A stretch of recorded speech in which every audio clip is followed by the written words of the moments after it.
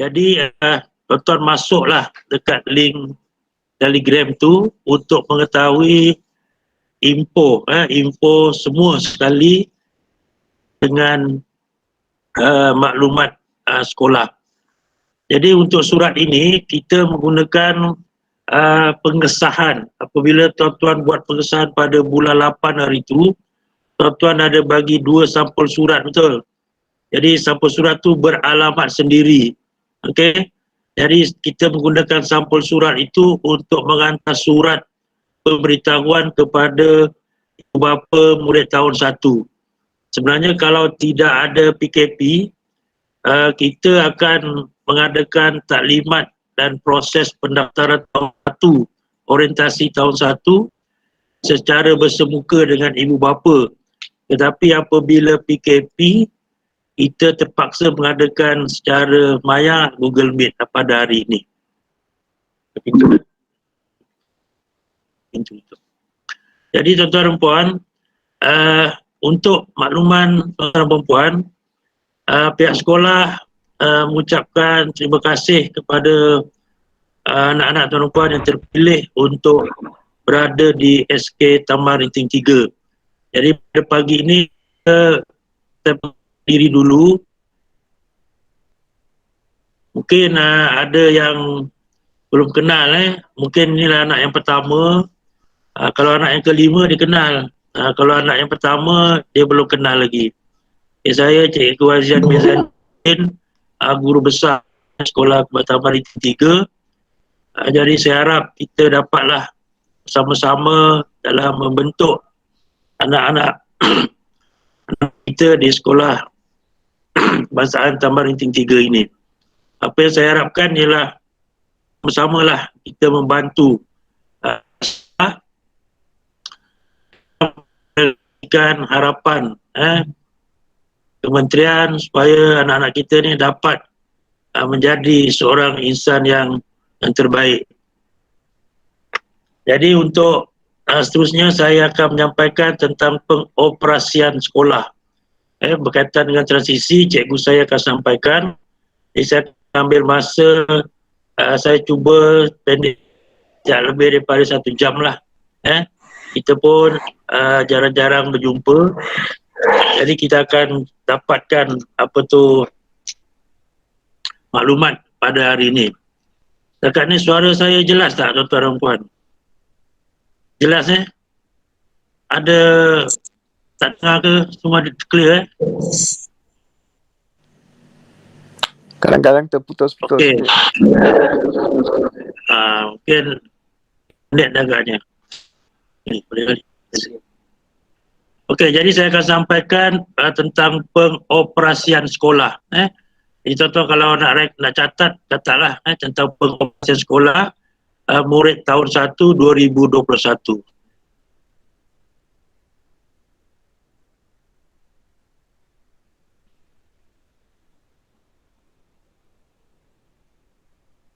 Jadi saya akan paparkan slide. Jadi tuan-tuan boleh slide itu yang telah pihak sekolah sediakan supaya lebih jelas dan lebih kita faham berkaitan dengan pengoperasian sekolah. Walaupun kita tidak berjumpa, tidak bersemuka, anak-anak rindu dengan cikgu, anak pun belum kenal dengan cikgu, tapi kita cubalah supaya anak-anak ni dekat dengan cikgunya secara maya saja.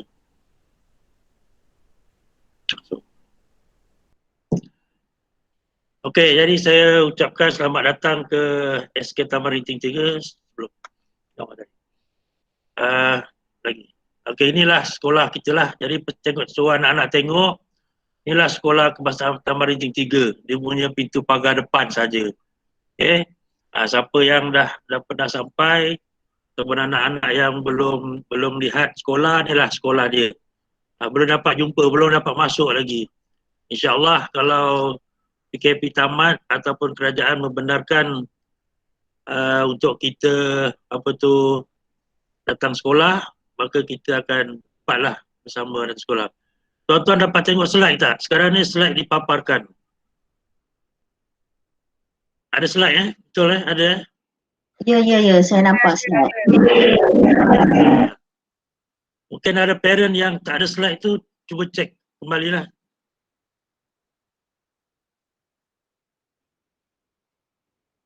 Ada yang tak ada ni. Sebenarnya dah ada slide, dah ada slide dia. Okey, terima kasih yang respon tu ada slide. Okey, teruskan.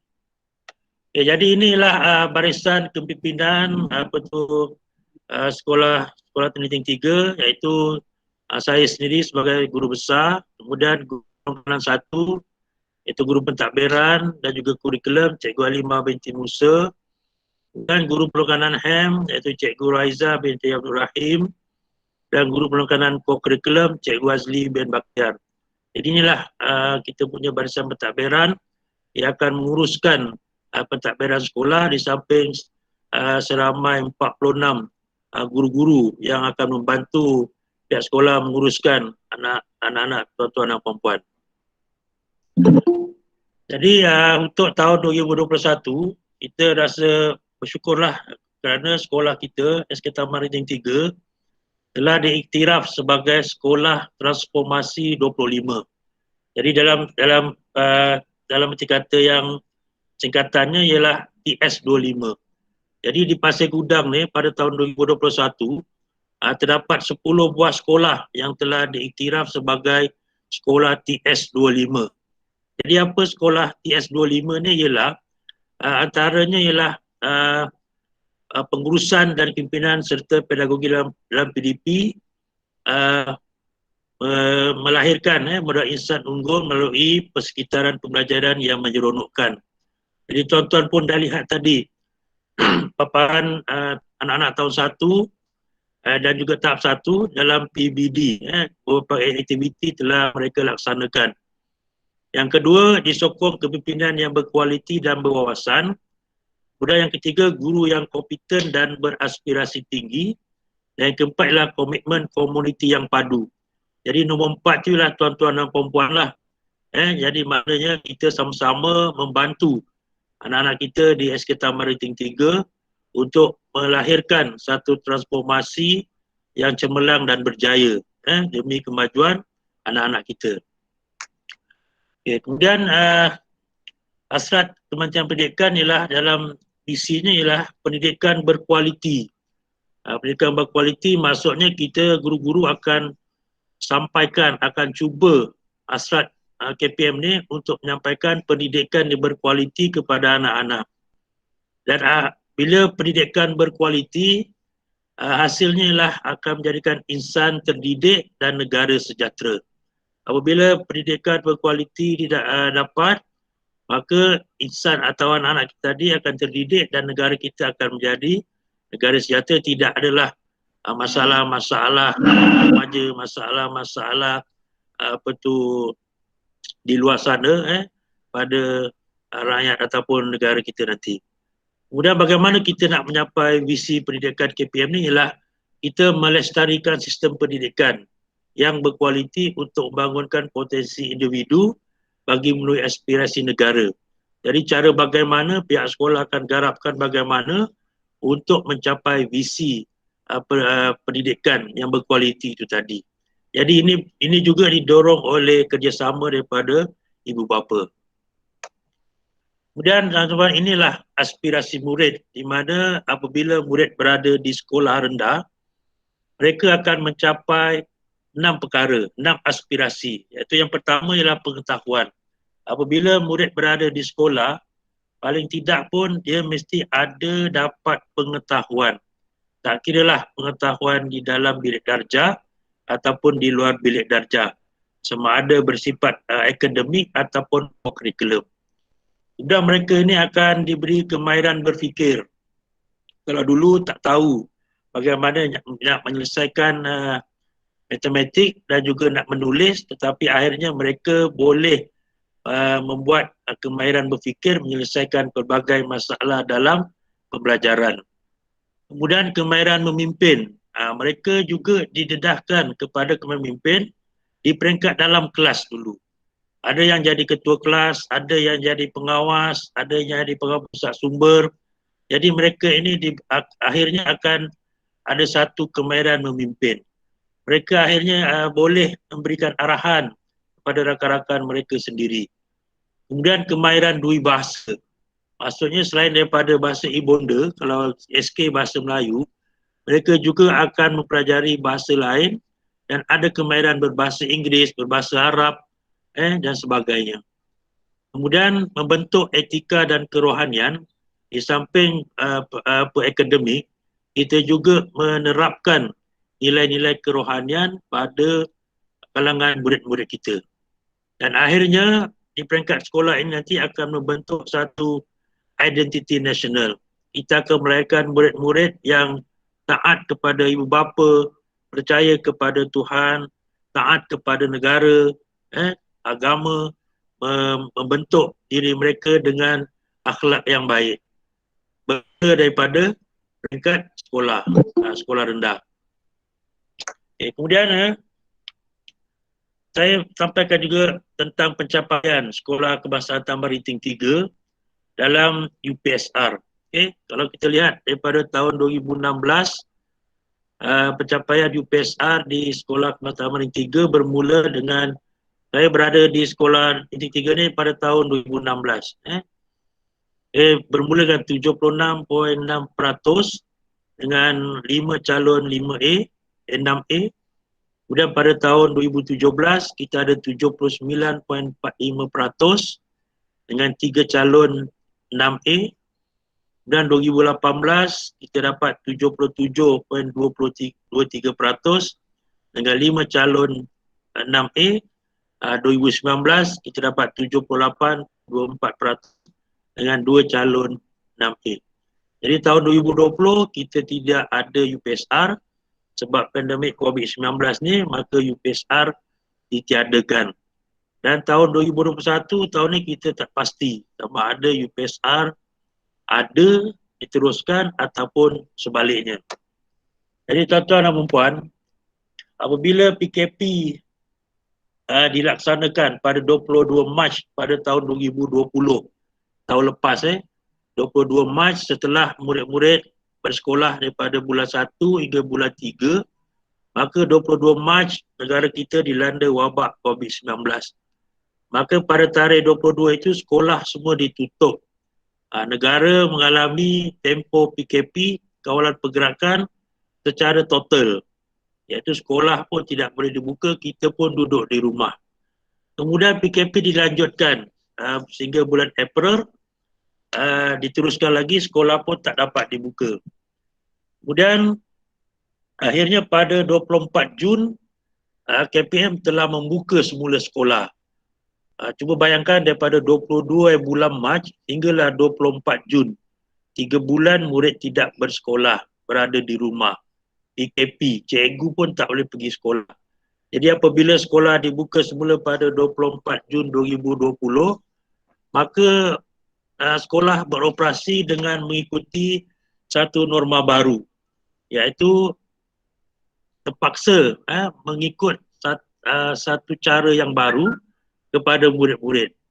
Antaranya lah murid-murid kena mengikut SOP, mengambil suhu badan di pintu pagar, kemudian beratur dengan jarak 1 meter, memakai pelitup muka, dan di dalam kelas kita tidak boleh mengadakan aktiviti kumpulan. Mereka duduk jaraknya 1 meter antara satu sama lain, dan sekolah menyediakan tempat basuh tangan dan hand sanitizer, dan kita mementingkan kebersihan setiap masa. Jadi sekolah dibuka daripada 24 bulan Jun sehinggalah pada satu masa kerajaan apabila COVID-19 ini semakin banyak, jadi kerajaan akhirnya terpaksa menutup kembali sekolah. Jadi di Johor Bahru, kalau di negeri Johor, zon merah di negeri Johor, daerah Johor Bahru pada 1 November. Akhirnya sekolah di seluruh negeri Johor ditutup pada 1 November. Kita buka 24 Jun, kita tutup 1 November. Jadi berapa bulan murid bersekolah? Bulan 6, 7, 8, 9, 10, 5 bulan. 5 bulan. Dan akhirnya pada 9 November kerajaan mengumumkan semua sekolah seluruh negara semua sekolah seluruh negara ditutup sehingga akhir tahun, iaitu pada 17 Disember 2020. Jadi kita berharap lepas saja 17 Disember, apabila takwim 2021 keluar, kita akan mengharapkan 20 hari bulan akan bersekolah. Jadi apabila takwim persekolahan keluar, iaitu kerajaan ataupun KPM telah menyatakan bahawa sekolah akan dibuka semula pada 20 Januari 2021. Ini memberikan kelegaan kepada ibu bapa dengan harapan anak mereka dapat bersekolah pada 20 hari bulan 21. Tetapi pada masa yang sama, keadaan semakin kritikal, semakin genting di peringkat negara, maka sekolah tidak dapat dibuka. Akhirnya KPM memberikan arahan dalam sidang media, sekolah akan dibuka pada selepas 26 hari bulan 1. Maknanya besok sekolah akan dibuka. Okey. Tetapi apabila Perdana Menteri membuat pengumuman, Menteri Keselamatan buat pengumuman minggu lepas, PKP disambung lagi sehingga 4 hari bulan 2. Maka anak-anak terpaksa berada di rumah lagi. Ibu bapa terpaksa memantau anak-anak. Maka sekolah akan ditutup sehingga 4 hari bulan 2. Kemudian apabila sekolah ditutup sehingga 4 hari bulan 2, jadi KPM telah menetapkan semua murid meneruskan sesi persekolahan bermula 20 Januari hari itu secara PDPR. Jadi apa dia PDPR ni, tuan-tuan dan puan, yang kita pun tak pernah dengar dulu. PDPR iaitu pengajaran dan pembelajaran di rumah. Yang bersekolah hari ini ialah murid SPM saja. Dan murid sekolah rendah hingga sekolah menengah tingkatan 1 hingga tingkatan 4 berada di rumah sehingga 4 hari bulan 2. Jadi kita berdoa semoga selepas 4 hari bulan 2 akan dibuka sekolah semula. Jadi kita sama-samalah berdoa. Baik, jadi pelaksanaan PDPR ni dilaksanakan iaitu kita mengikut manual pembelajaran dan pengajaran di rumah.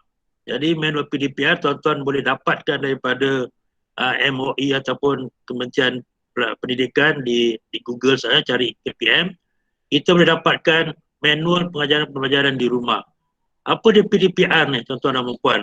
Antaranya ialah kita melaksanakan PDPR di rumah ataupun di mana-mana lokasi apabila sekolah tidak dapat beroperasi ataupun tidak dibuka.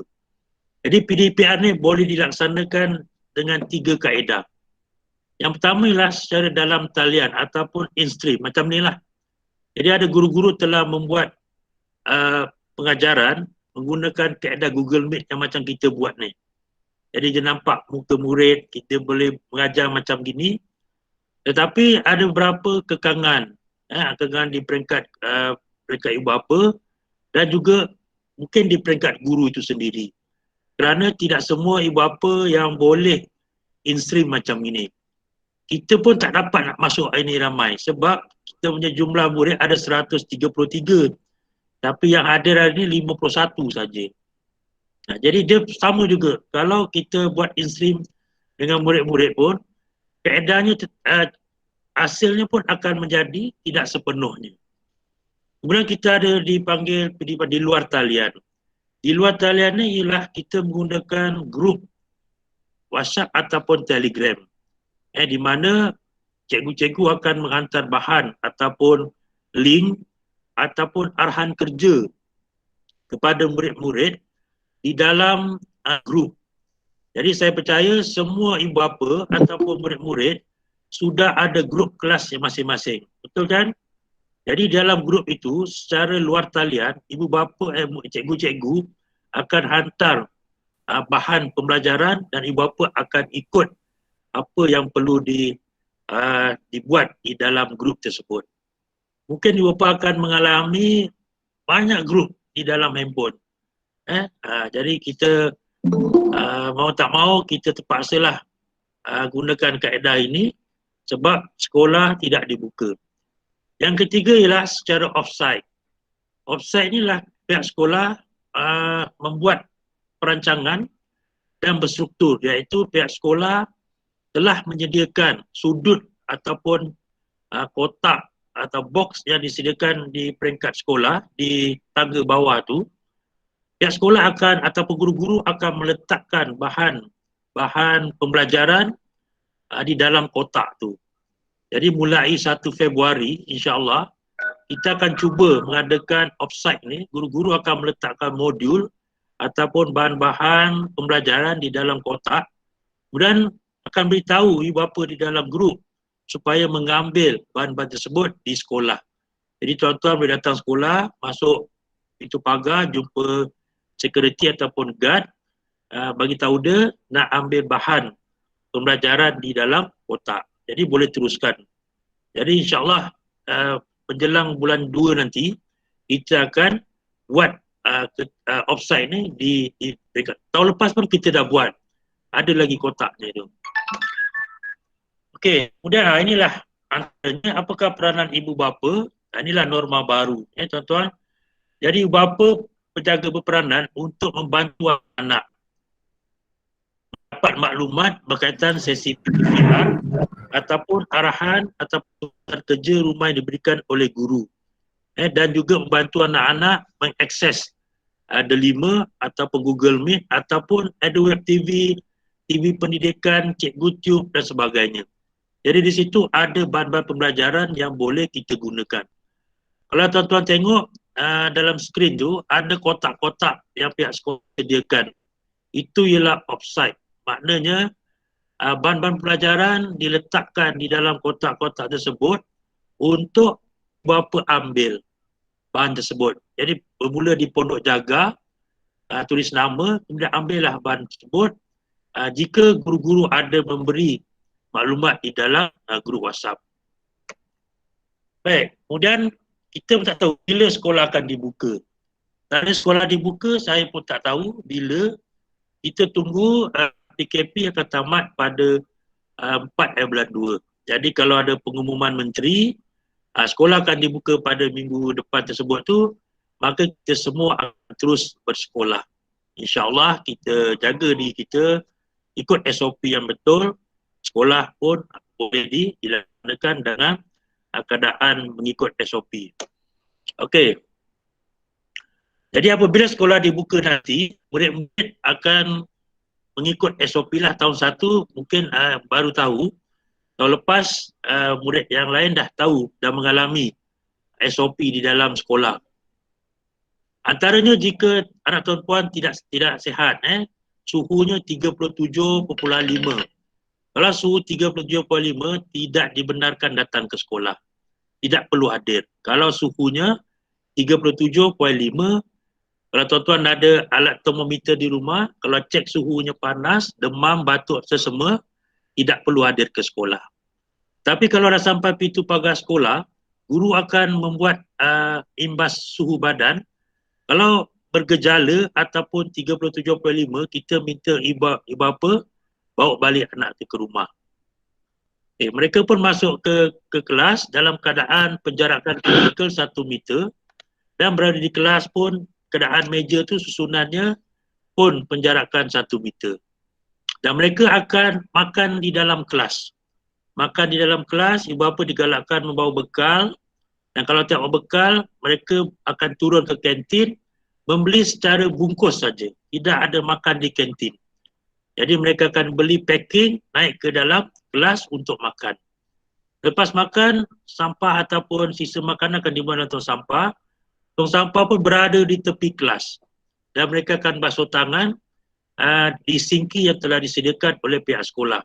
Di sana ada sabun dan hand sanitizer, mereka akan basuh di situ. Kemudian waktu balik, mereka akan beratur di dalam keadaan yang teratur, penjarakan 1 meter, sampailah ke pintu pagar sekolah, diiringi oleh guru-guru, dan mereka diwajibkan ataupun digalakkan, tetapi baru-baru ketua pengarah pendidikan diminta kalau boleh memakai pelitup muka itu sepanjang masa. Sepanjang masa kalau anak tuan bergejala, pakailah pelitup muka. Pelitup muka yang biasalah, jangan yang bercorak fancy. Okey. Kemudian kalau ada face shield pun dibenarkan pakai. Jadi kalau sekolah dibuka nanti, jika sekolah dibuka nanti, tahun tahap 1, tahun 1, 2, 3, akan mula kasih pelajaran pada pukul 7.20 pagi hinggalah pukul 12.20 tengah hari, setiap hari. Jadi murid perlu balik sekolah seawal 7.10 pagi di tapak pimpinan. Jadi sekarang ni kita tidak pimpinan. Jadi murid akan terus masuk ke dalam kelas. Okey, untuk pakaian murid. Ni ramai yang ibu bapa tanya. Untuk pakaian murid, pada hari Ahad kita akan pakai baju sekolah lengkap. Baju sekolah lengkap. Pada hari Isnin, murid akan pakai baju KRMJ. Baju KRMJ. Pada hari Selasa, kalau jadualnya ada PJ, jadualnya ada PJ, maka dia boleh pakai baju sukan, baju rumah sukan. Tapi kalau dalam jadualnya tak ada PJ, mereka akan pakai baju sekolah lengkap. Hari Rabu pun sama, hari Khamis pun sama. Kalau ada jadual PJ, boleh pakai baju sukan. Kalau tak ada PJ, pakai baju uniform yang lengkap. Walaupun aktiviti PJ tidak dijalankan, murid boleh memakai pakaian PJ, pakaian sukan. Kasut, boleh memakai kasut hitam ataupun kasut putih. Tapi stokin mestilah ikut warna kasut. Kalau katakan anak tuan-tuan puan kasut hitam, maka stokinnya pun hitam. Kalau kasut putih, stokinnya pun putih. Okay? Okay, untuk tahun 1, inilah contoh baju lah. Baju uniform sekolah, baju KRMJ, baju sukan, dan itulah baju pengawas. Yang bawah tu ialah baju unit uniform untuk tahap 2. Kalau yang bukan Islam, dia boleh pakai pinafore, iaitu baju biru skirt tu, untuk yang bukan Islam. Boleh juga pakai baju kurung. Baju kurung. Okay, untuk tahun 1, pada tahun ini, kita membuat image yang baru lah untuk tahun 1 saja. Iaitu tahun 1 akan memakai name tag yang baru. Saya percaya ramai ibu bapa telah menempa name tag semasa membuat pengesahan. Ada yang tak ada slide ni. Sebenarnya slide ada ni. Ada yang kata tak ada slide. Tuan-tuan dapat tengok slide betul Dapat. Okey, terima kasih. Jadi untuk tahun 1, anak-anak tuan-tuan telah menempa name tag yang berharga RM10. Jadi name tag ni akan diserah. Name tag pun dah siap. Kemudian lencana buat masa ini, lencana masih belum ada stok. InsyaAllah kalau buka sekolah nanti ada, berharga RM1. Kemudian tali leher berwarna merah yang baru untuk murid lelaki saja dan juga murid perempuan yang bukan Islam. Dia pakai pinafore, dia kena pakai tali leher. Jadi tali leher ni berharga RM12. Ibu bapa belum beli. Ada yang dah beli hari itu, ada yang belum. Okey, terus.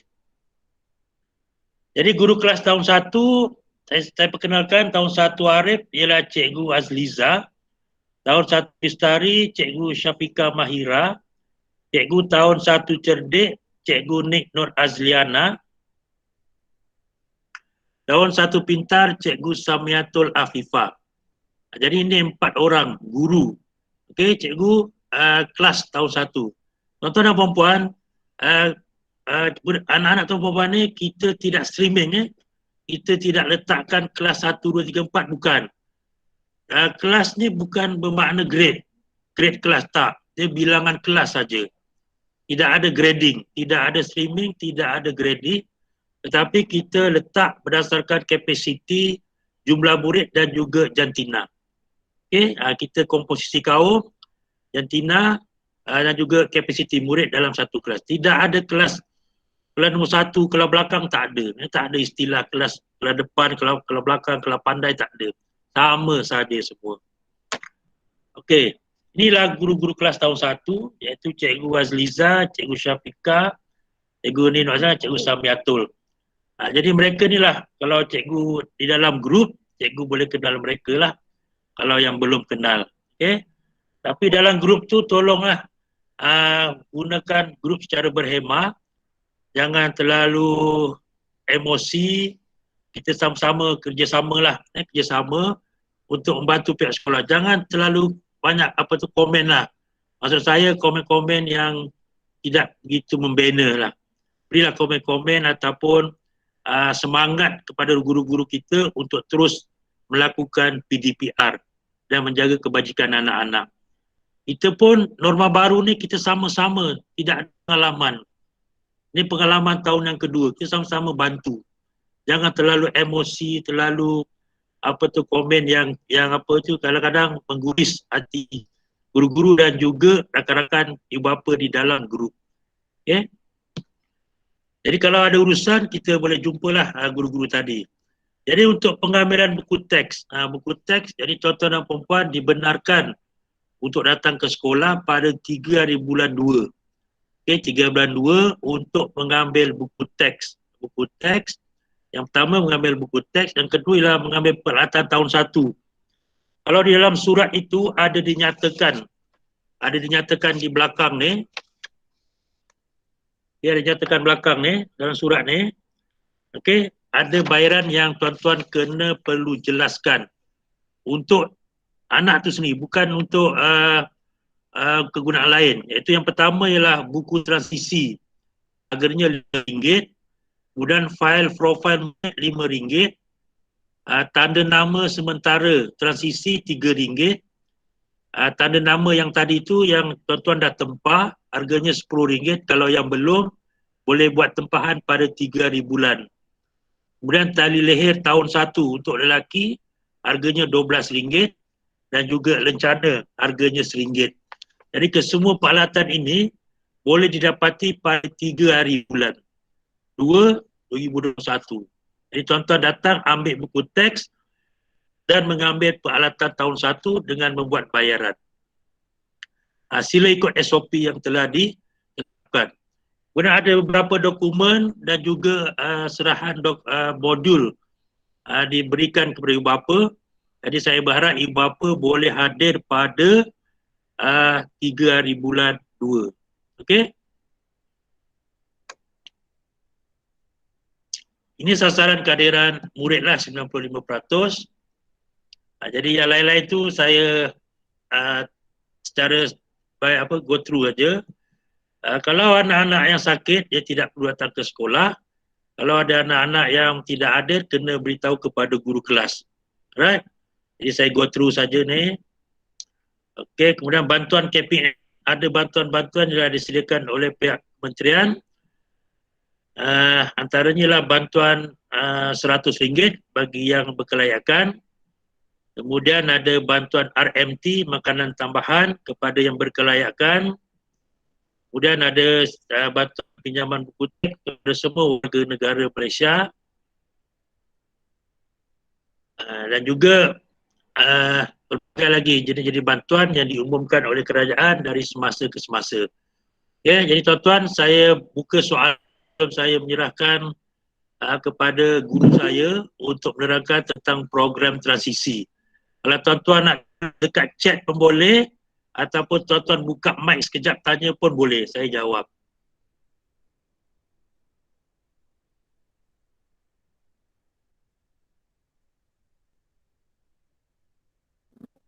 Kalau yang tak dapat surat dan list untuk pembelian buku dengan lencana budak darjah 1, macam mana ya? Tak apa, tuan datang aja pada hari 3 bulan tu. Dia punya nilai kalau murid lelaki lebih kurang RM36. Kalau murid perempuan RM24. Datang pada 3 hari bulan 2. Boleh tuan? Puan? Okey, baik. Terima kasih. Ada lagi tak soalan? Saya untuk yang buku teks tu kan, adakah parents kena beli atau pinjaman macam semua dapat pinjaman tu macam mana? Okey, untuk buku teks semua warga negara Malaysia dapat pinjam. Cuma untuk jualan buku masih belum dibenarkan. Buku teks semua akan dapat warga negara. So kena apply ke tak payah? Tak payah, tak payah. Datang saja 3 bulan 2. Okey. Terima kasih. Selamat pagi Encik. Kalau buku teks tu dah dibeli, so pinjaman tak perlu kan? So kita kena beritahu cikgu kelas ke? Tak boleh. Kalau dah beli, tak apalah. Tak ada masalah. Mana tak perlu mana buku teks tak perlu ambil lagi. Tapi tuan kena ambil peralatan tahun 1 tu yang saya sebutkan tadi tu. Ya Encik, terima kasih. Faham.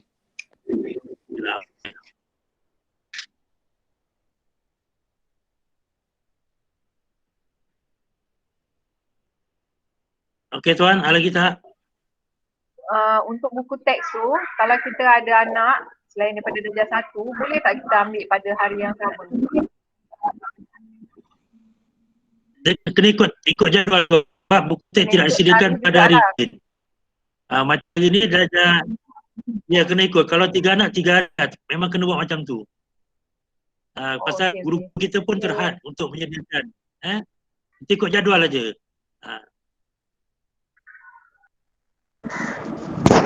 Okey, kalau tak ada, tuan-tuan kalau nak tanya dalam chat, slide ni akan saya berikan kepada grup kelas. Saya akan beri pada grup kelas. Jadi kepada ibu bapa yang tak sempat datang pada hari ini, mereka akan dapat tengok dan tuan-tuan boleh dapat lihat semula. Okey, itu saja daripada saya. Jadi mudah-mudahan kita akan dapat berjumpa lagi pada sesi persekolahan. Bersama-sama doa sekolah dibuka nanti. Okey, itu saja daripada saya. Besar. InsyaAllah pada masa kita akan jumpa.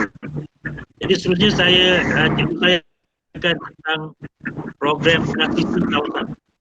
Apakah yang perlu dipelajari oleh anak-anak semasa awal untuk sekolah tahun 2021 ni. Jadi saya persilakan.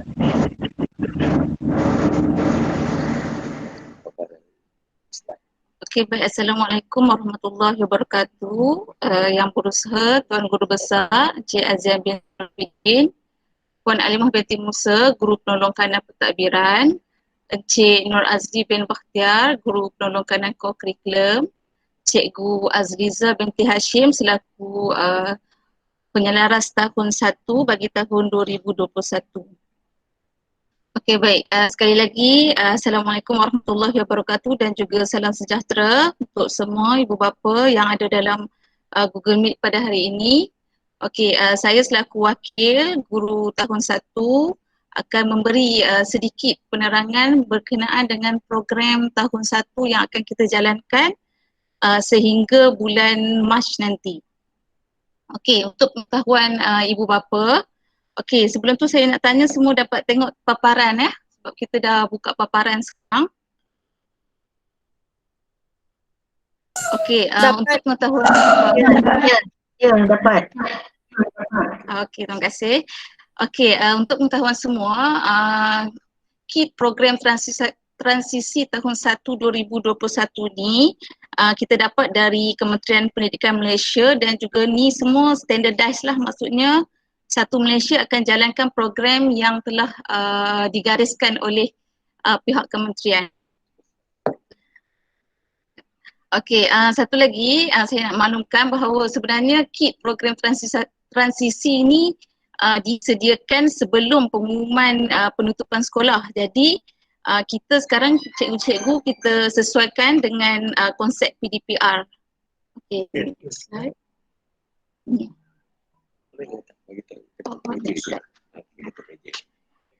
Okey, sekejap kita tengok slide yang pertama. Okey, untuk program transisi tahun 1 ni sebenarnya dia dibahagikan kepada 3 fasa. Kita ada fasa yang pertama, kedua dan juga fasa yang ketiga. Fasa pertama ni adalah fasa persediaan. Fasa persediaan ni adalah fasa yang sebelum waktu persekolahan lah, iaitu pada 21 Disember sehingga 19 Januari. Kemudian kita masuk fasa yang kedua. fasa kedua ni adalah fasa penyesuaian, iaitu dia berlangsung daripada minggu lepas 20 Januari dan sehingga minggu ni lah, sehingga 29 Januari. Kemudian bermula minggu depan kita akan mula masuk fasa ketiga, iaitu fasa kesediaan. Okey, saya akan terangkan setiap satu fasa ni lah, fasa persediaan ni yang mula-mula. Okey, yang mula-mula ni biasalah iaitu menyediakan pihak sekolah, pihak pentadbir, pihak guru dan juga ibu bapa sama-sama menyediakan tanggungjawab masing-masing untuk menyediakan anak-anak ke peringkat sekolah.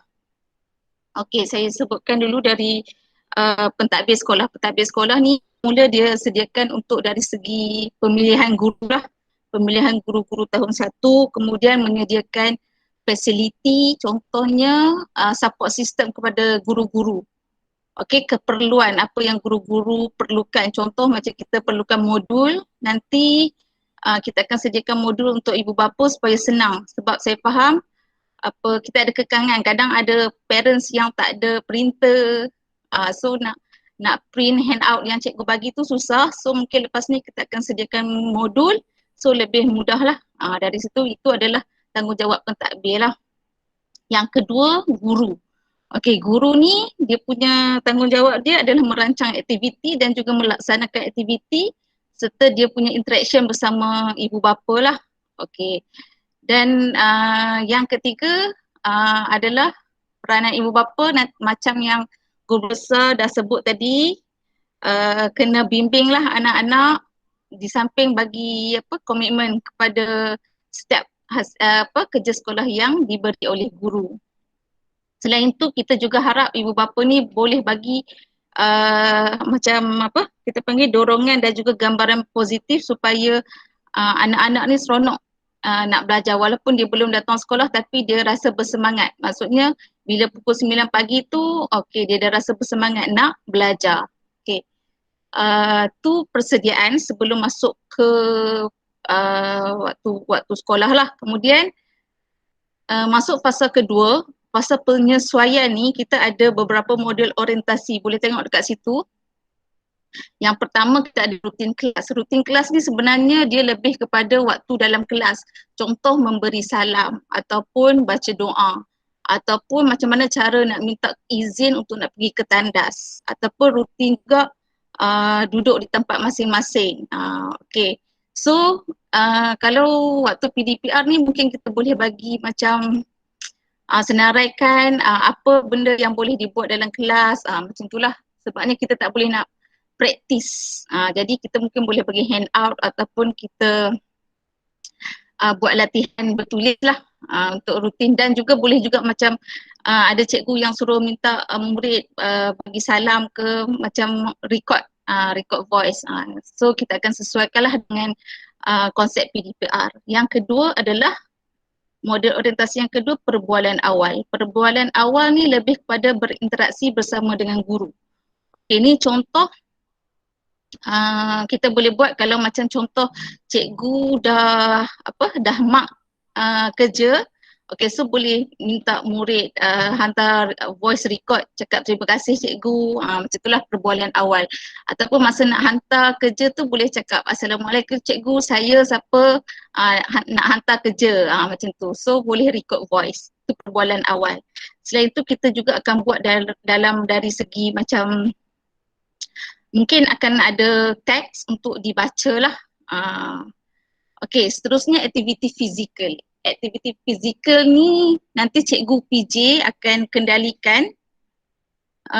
Mungkin ada senaman sedikit, kita bagi tunjuk macam video ke, so murid buat kat rumah lah bersama ibu bapa ataupun dengan adik, dengan kakak boleh buat sama-sama. Okay. Okey, seterusnya aktiviti suakenal. Okey, aktiviti suakenal ni termasuklah yang pertama hari tu kita buat yang first kali kita dah buat berkenalan. Maksudnya kita minta murid-murid record gambar video masing-masing untuk kenal antara satu sama lain sebab kita semua kat rumah so tak kenal kawan-kawan kan. Okey. Lepas tu selain daripada suakenal bersama kawan, kita juga kena buat contoh nanti kita akan bagi video kenal kawasan sekolah ataupun kita buat video kenal dengan cikgu-cikgu subjek. Kadang cikgu subjek just sebut nama je, tak kenal muka. Jadi lepas ni kita akan paparkan video lah, kita bagi video. Dan aktiviti suara kenal banyak lagi lah, nanti dalam minggu ni lah kita akan habiskan.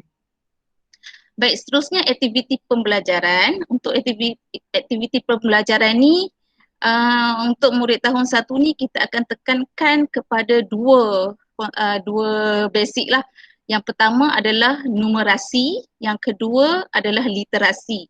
Numerasi ni adalah lebih kepada nombor lah, ataupun matematik, angka. Okey, dan juga kalau numerasi lebih kepada membaca dan juga menulis. Okey, jadi maksudnya setiap hari itu kita dibahagikan kepada dua subjek. Contoh BM dengan bahasa Inggeris. BM pukul 9 sehingga pukul 10. Okey, waktu BM tu kita masukkan, contoh ada dua model orientasi. Contoh kita masukkan waktu BM perbualan awal. Perbualan awal tu kita minta dia macam tulis Assalamualaikum ke selamat pagi, kita minta dia sebut.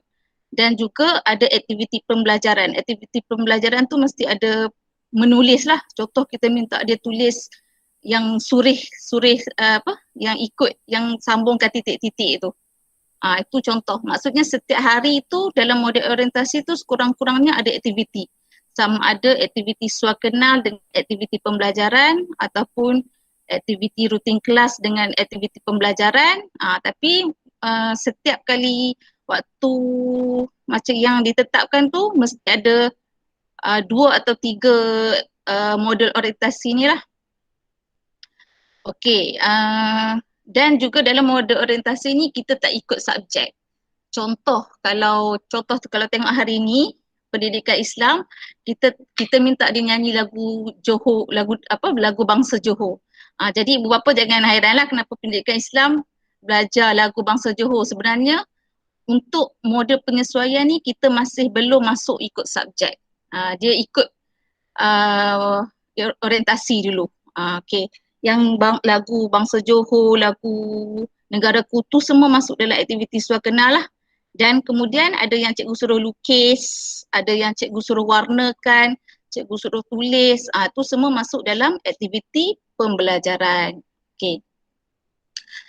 Okey, seterusnya fasa ni yang ketiga ni, seterusnya kita nak masuk fasa kesediaan. Yang ni yang penting, yang fasa untuk pembelajaran. Okey, bila dia dah sesuaikan diri dengan kawan-kawan, dia dah sesuaikan diri dengan cikgu-cikgu, dia dah faham apa yang perlu dibuat dalam kelas ataupun dekat rumah lah, maksudnya basic sekali apa benda dah faham. Okey, so kita akan masuk ke fasa yang ketiga iaitu fasa kesediaan. Fasa ni adalah kita panggil modul PDP. Okey, untuk modul PDP ni kita akan sesuaikan dengan setiap subjek. Contoh saya bagi kat sini, kita ada tema Kita ada 4 tema. Saya sihat, saya selamat, saya dan nombor, detektif alam, hidup bersama. Jadi setiap tema ni ada subtema dia. Okey, yang ni setiap tema ni kita akan sesuaikan ikut subjek lah. Okey, contoh saya bagi kat sini. Okey, contohlah detektif alam. Okey, detektif alam dia ada satu tajuk misteri alam rimba. Nanti kita akan tengok dia punya subtopik. Okey. Waktu bahasa Melayu mungkin dia boleh bercerita tentang dalam zoo. Okey, itu contoh. Yang kemudian waktu matematik nanti mungkin kita bagi lembaran kerja yang ada gambar berapa ekor monyet ke, berapa ekor kuda, suruh mengira. Maksudnya dia dah masuk ke pembelajaran yang lebih formal sedikit berbanding dengan fasa yang kedua ni. Okey, untuk fasa yang modul PDP ni, dia punya objektif dia first kita nak meningkatkan keyakinan murid dalam interaksi sosial dan juga pembelajaran, menyediakan murid dengan pengetahuan, kemahiran dan nilai untuk pembelajaran seterusnya dan juga untuk kita nak bentuk sikap positif dalam pembelajaran. Okey. Okey, sekejap kita tunggu next slide.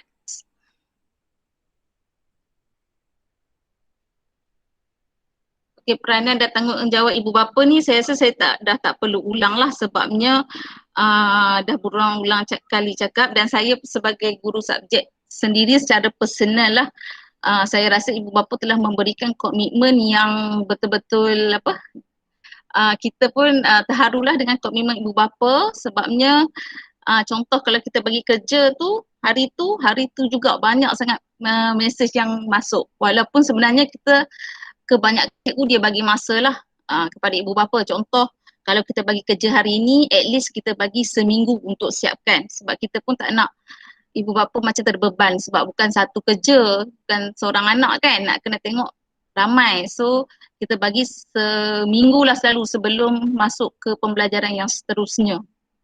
Okay. Tapi yang paling penting sekali kita minta ibu bapa sediakan mental anak-anak lah. Contohnya pukul 9 tu at least dia mesti bersedia lah untuk memulakan pembelajaran, ataupun kalau kita minta buat video ke apa, kalau boleh encourage dia untuk buatlah dan hantar kepada cikgu. Okay. Kadang ada yang malu, yang segan, tapi kalau boleh kita minta ibu bapa encourage anak-anak masing-masing untuk dia buatlah setiap aktiviti yang kita bagi kat dalam grup. Okay, next. Okay, ni model orientasi. Sekejap ya. Okay, model orientasi yang saya sebut tadi, yang ada beberapa yang yang ni yang kita dah jalankan lah minggu lepas dan juga minggu ni.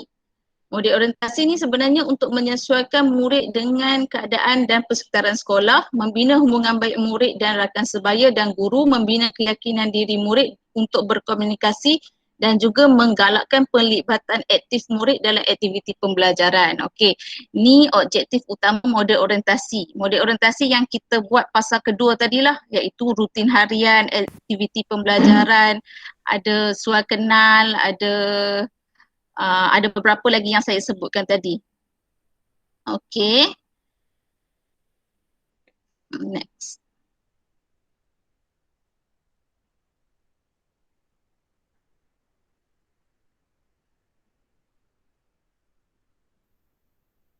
Okay, ni pun saya dah sebut tadi apa dia yang kita nak buat sebenarnya minggu lepas dengan minggu ni. Kita nak buat rutin kelas, ucap selamat, bacaan doa, tertib tempat duduk, ambil kedatangan murid, membersihkan kelas. Okay, rutin kelas ni walaupun sebenarnya dia boleh buat dalam kelas saja, tapi kita cuba jugalah waktu PDPR ni kita minta murid kalau boleh masa nak hantar kerja kat cikgu tu boleh berinteraksi, hantar voice record dekat cikgu lah, cakap Assalamualaikum, saya nak hantar kerja bahasa Inggeris yang cikgu bagi, contoh macam tu. Okey, dan juga setiap kali cikgu dah reply ataupun cikgu dah hantar balik kerja, cakap terima kasih, macam tu lah untuk perbualan awal, bacaan doa. Okey, yang ni pun saya dah bagi tahu tadi, perbualan awal. Nanti lepas ni kita akan banyak lagi aktiviti. Mostly kita akan buat video lah, kita minta ibu bapa hantar record video anak. So kalau video tu saya rasa tak susah sangat lah, sebab kalau kita bagi lembaran kerja nak print lagi, nak guna kertas banyak kan, sebelum dapat yang modul tu mungkin kita banyakkan untuk aktiviti yang jenis hantar rakaman video, sebab rakaman video ni boleh meningkatkan keyakinan diri murid juga. Okay.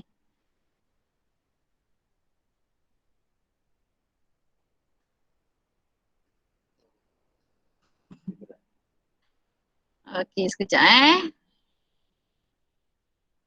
Okey, aktiviti fizikal ni pun saya dah sebut. Nanti cikgu PJ dia akan ni lah, mungkin kita akan bagi video contoh video lagu Didi and Friends ke, buat aktiviti senam aerobik sikit. So gambar tu, video tu nanti boleh hantar dekat cikgu. Bersenam, berjalan, rekreasi aktif. Ni contoh lah. Kemudian aktiviti suakanan ni pun kita belum lagi buat sebenarnya. Kita cuma yang aktiviti suakanan hari tu kita buat yang hantar video rakaman individu. Maksudnya kenalkan nama dan kelas lah. Lepas ni kita akan buat mengenali guru dan rakan-rakan, mengenali kelas dan sekolah, mengenali persekitaran sekolah. Yang ni kita akan buat mungkin besok dan hari Khamis lah. Kita akan hantar video-video supaya murid bila dia datang sekolah nanti, bila buka sekolah nanti dia dah familiar dengan kawasan-kawasan, dia dah tahu kat mana kat mana library, dekat mana bilik guru, dekat mana pejabat, dan juga kita akan buat satu video untuk dia kenal cikgu kelas dan juga cikgu-cikgu yang mengajar dalam kelas tu. Okay, ni kita akan buat dalam hari Rabu dan hari Khamis ni lah. Sebab hari Khamis ni dah habis fasa yang kedua ni. Oh, Khamis cuti. Khamis cuti. Mungkin besok kita akan buat. Okay, seterusnya aktiviti pembelajaran. Aktiviti pembelajaran ni saya rasa dalam masa 20 hari bulan sehingga hari ini memang kita jalankan pada setiap hari, iaitu banyak cikgu yang dah bagi lembaran kerja, contoh yang suruh surih, suruh warnakan, suruh tulis, itu semua masuk dalam aktiviti pembelajaran lah. Aktiviti pembelajaran ni kita nak sediakan dia sekurang-kurangnya dia boleh baca, dia boleh tulis dan dia boleh kira. Tapi yang kira je kita belum masuk. Kita mungkin masuk minggu depan, fasa yang ketiga. Okey, ini fasa yang terakhir iaitu fasa modul PDP. Inilah yang saya cakap ni. Yang ni kita akan mulai minggu depan kita akan masuk, dia akan belajar ikut tema, saya sihat, saya selamat. Dan setiap tema ni ada dia punya subtema. Okey. Yang ni juga dia akan ikut subjek lah. Lepas ni memang setiap tema ni cikgu subjek tu akan buat aktiviti dan memang akan ikut.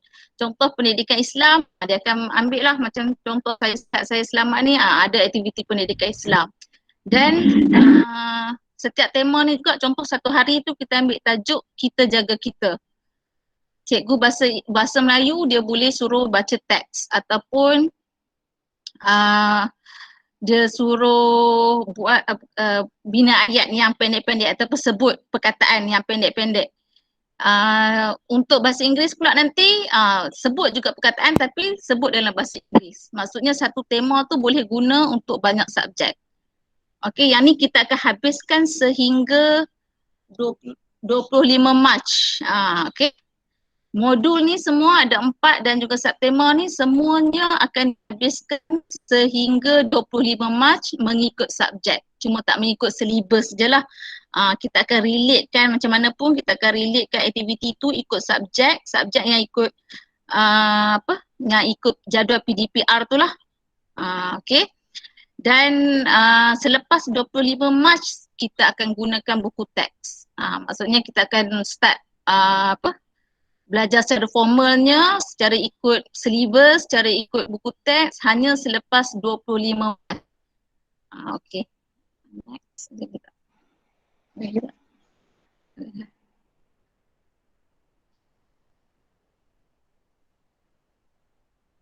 Okey, saya rasa itu sajalah untuk program yang kita rancangkan. Okey, nanti kalau ada apa-apa saranan daripada ibu bapa, boleh sarankan kepada cikgu kelas masing-masing dan cikgu kelas akan berbincanglah dengan pihak pentadbir dan juga guru besar.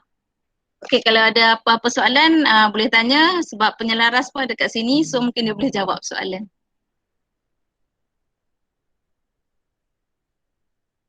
Ada soalan tak?